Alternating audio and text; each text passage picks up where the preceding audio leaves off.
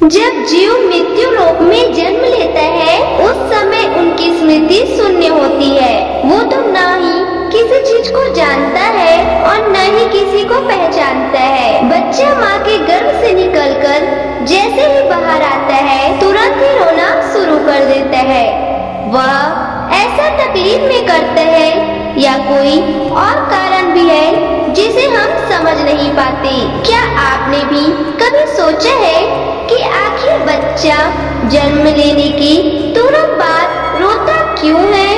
इसके पीछे का सटीक कारण क्या है? हिंदू धर्म शास्त्रों के अनुसार वैसे तो इसके पीछे एक पौराणिक कथा की मान्यता है जिसका विवरण विष्णु पुराण में मिलता है। इस्लाम में भी बच्चे रोने के अपने अलग कारण बताए गए हैं, लेकिन सच्चाई क्या है? यह एक ऐसा सवाल है जिसका सही उत्तर हम सब जानना चाहते हैं। शिशु की जन्म लेते ही रोने के कारण को विज्ञान एक सहज और आवश्यक प्रक्रिया मानता है। तो दोस्तों आइए इस वीडियो में सबसे पहले हम बच्चे के रोने को लेकर वैज्ञानिक दृष्टिकोण समझते हैं।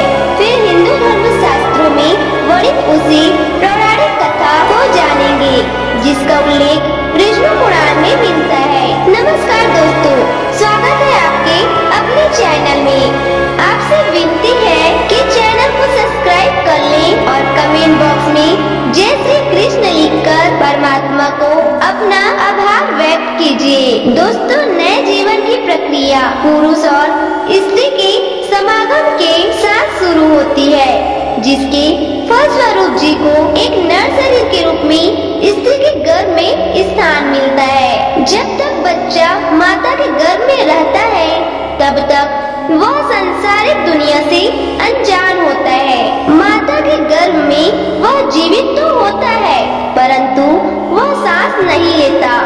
उसके शरीर को खाना पीना इत्यादि माँ से जुड़ी गर्भनाल से प्राप्त होता रहता है।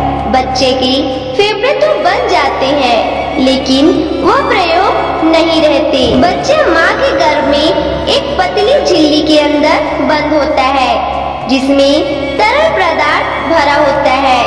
इस तरल पदार्थ को वैज्ञानिक भाषा में एम्नियोटिक फ्लूइड बोलते हैं। यह तरल पदार्थ बच्चे के मुंह में श्वास नाली और फेफड़े तक में पहुंच जाता है। लेकिन जब तक बच्चा माँ के गर्भ में रहता है तब तक इस तरल पदार्थ से बच्चे को कोई कष्ट नहीं होता, बल्कि इस तरल पदार्थ की वजह से वह माँ के गर्भ में सुरक्षित रहता है। प्रसव की प्रक्रिया माँ और बच्चे दोनों के लिए कष्टदायक होती है।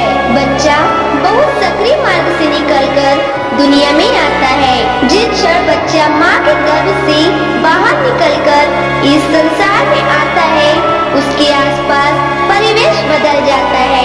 अब शिशु को जीवित रहने के लिए श्वास की जरूरत होती है। शिशु के फेफड़े प्रथम बार काम करना शुरू करते हैं, लेकिन फेफड़े में वही तरल पदार्थ पहले से ही भरा होता है जिसे बाहर निकालना बच्चे के स्वास्थ्य के लिए बहुत जरूरी होता है। इसीलिए डॉक्टर बच्चे की डिलीवरी होते ही गर्भनाल को काट देते हैं। बच्चे को उल्टा करके उसके मुंह से इसी तरह पदार्थ को बाहर निकालती है।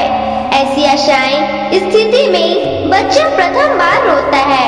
रोने की प्रक्रिया के दौरान बच्चा एक गहरी सांस लेता है जिससे हवा फेफड़े के अंदर प्रवेश करती है और फेफड़े में भरा तरल पदार्थ बाहर निकल जाता है। इसलिए बच्चे का प्रथम बार रोना बच्चे के स्वास्थ्य का संकेत होता है। अगर बच्चा स्वयं से नहीं रोता तो डॉक्टर बच्चे की पीठ पर हल्के हाथ से थपकी लगाकर उसे रुलाने का प्रयास करते हैं जिससे फेफड़ों में हवा जा सके और तरल पदार्थ बाहर आ सके। बच्चे के दिमाग को सही ढंग से काम करने के लिए एवं बच्चे के शरीर को सुचारू रूप से कार्य करने के लिए ऑक्सीजन की जरूरत होती है। जिन बच्चों के फेफड़े से तरल पदार्थ नहीं निकल पाता उनके फेफड़े में पर्याप्त हवा नहीं पहुंच पाती।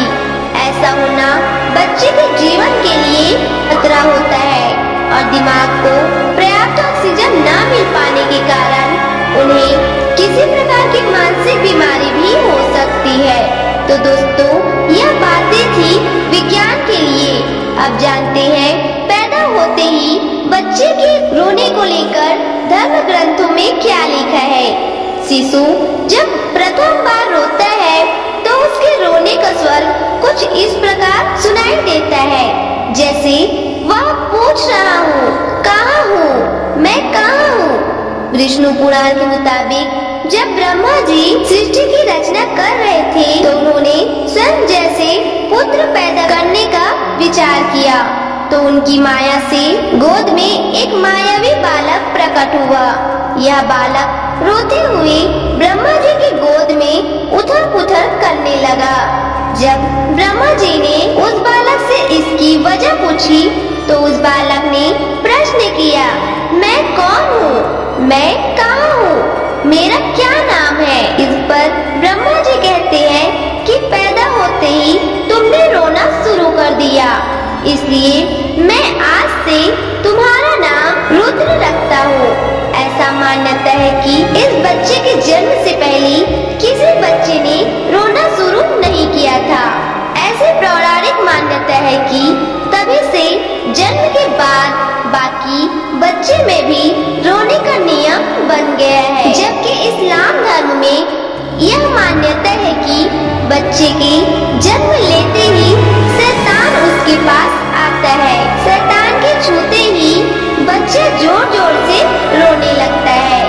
इसलिए ऐसी मान्यता है कि जब बच्चे की पैदाइश हो जाए तो फौरन उसके दाएं कान में जान और बाएं कान में इमामत पढ़नी चाहिए, ताकि बच्चा शैतान के डर से महफूज अल्लाह की पनाह में रहे और पैदा होते ही अपने परवरदिगार का नाम सुन ले। क्या आपके बच्चे के रोने का कारण पहले से ही पता था? कमेंट बॉक्स में जरूर बताइए। दोस्तों, अगर आपको इस विषय से कोई अन्य जानकारी चाहिए तो आप डिस्क्रिप्शन में दिए गए हमारे और वीडियो को देख सकते हैं। दोस्तों, आशा करते हैं कि आपको हमारी यह कोशिश पसंद आई होगी। अगर हमारा प्रयास सफल रहा तो प्लीज वीडियो को लाइक कीजिए और ऐसे ही वीडियो को देखने के लिए हमारे चैनल को सब्सक्राइब कर लीजिए। धन्यवाद।